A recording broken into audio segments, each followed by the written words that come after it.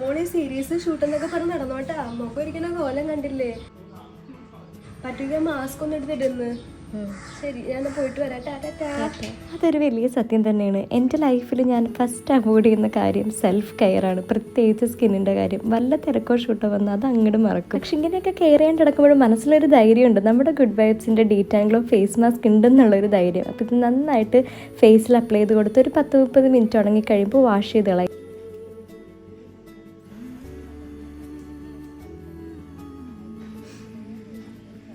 ഇപ്പം മുഖം നല്ല ക്ലീൻ ആയില്ല.